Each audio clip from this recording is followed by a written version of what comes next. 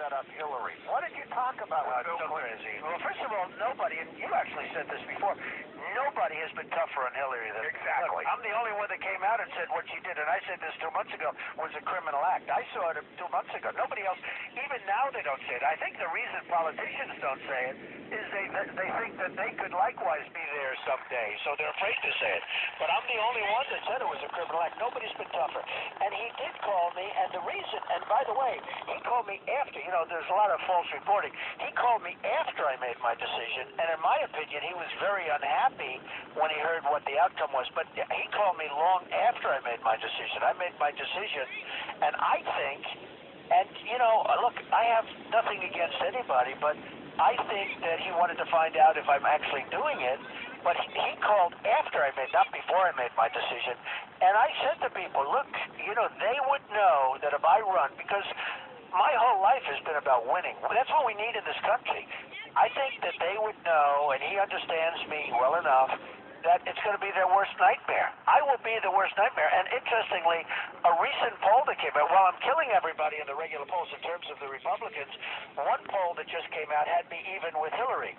And I don't know why this would be, but I was a little bit down to Hillary when some of the other guys that I'm killing as a Republican, frankly, beating badly as a Republican, were even with Hillary.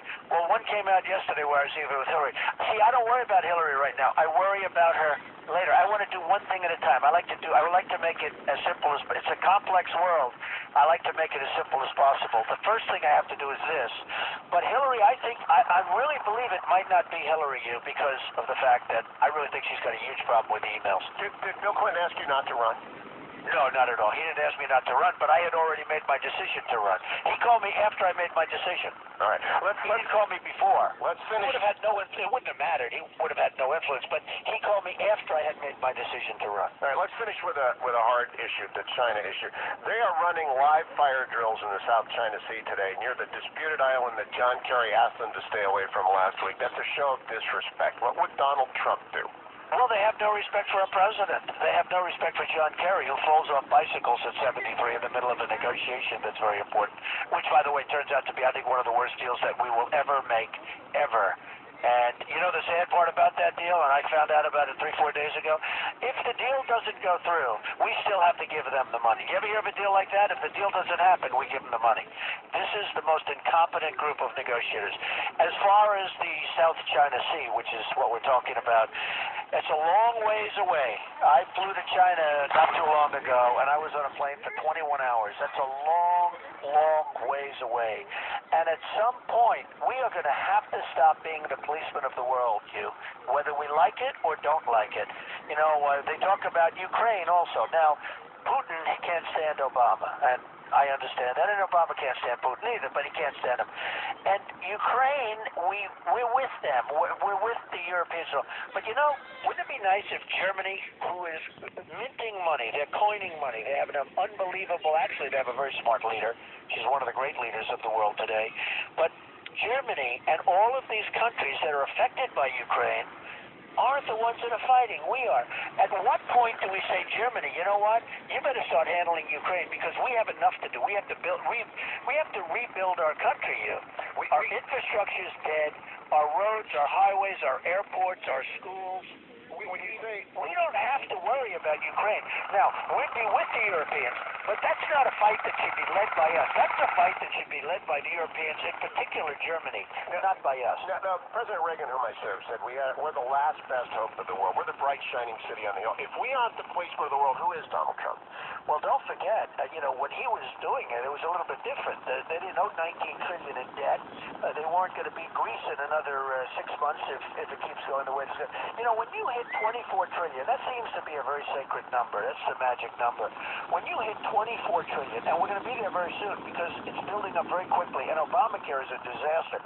Obamacare is going to add, it's got to be repealed and replaced by something better, but it's got to be. But when we hit that $24 trillion number, we become Greece on steroids. We have a lot of problems in this country. We can't do what maybe they would have done in those days. Now, that doesn't mean we can't come back to doing you when we straighten ourselves out. But we have made so many mistakes. We have had such incompetent leadership in this country that we really have to be in a position where we straighten out our own house first. We just can't be going all over the world, fighting battles all over the world that have, in many cases, nothing to do with us. And let Germany, let Europe, and we'll be with them. You know the expression, we're right behind you, just go in there, we're right behind you. But if they don't want it bad enough, what are we doing? What are we doing? But President Obama said he was leading from behind. It brought us Libya, it brought us Iraq, it brought us ISIS. What's the difference between leading from behind and what you're talking about, Donald Trump? You know, as far as Obama was concerned, and I am the most militaristic, let's call it, of anybody that you've spoken to. I want to build our military, I want to take care of our vets great, I want to build our military so strong that nobody will ever mess with us. But in 2004, and I was sent a small delegation from the White House to talk to me because it got a lot of publicity. It was actually in Reuters in July of 2004. I said we shouldn't be going into Iraq because we're going to totally destabilize the Middle East. Iran will take over Iraq. You know, they always fought each other, as you know, for many years. They would fight, and they were equal. They were exactly equal. And, you know, they'd move 10 feet one way, 10 feet the other, then they'd rest, okay? Then they'd go back. We totally decapitated one of those equals. And I said that Iran will take over, and it turned out there were no weapons of mass destruction, so that's another interesting thing. It was just a big mistake. So we've totally destabilized. And I said, once we were there, keep the oil, all of these things that I said turned out to be true. So I said, Iran will take over Iraq. That's already essentially happened, but it's happening as we speak. And I said, Iran and other people that are far worse than Saddam Hussein, ISIS, will take over the oil. That's happened. So the point is that we need people of vision. I am the only one out of all of these people that are running that said don't go into Iraq. And yet I am stronger militarily than any of them.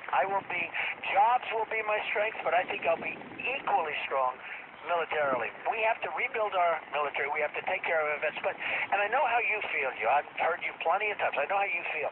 But we have to straighten out our own house, or we're not going to have a country left anymore.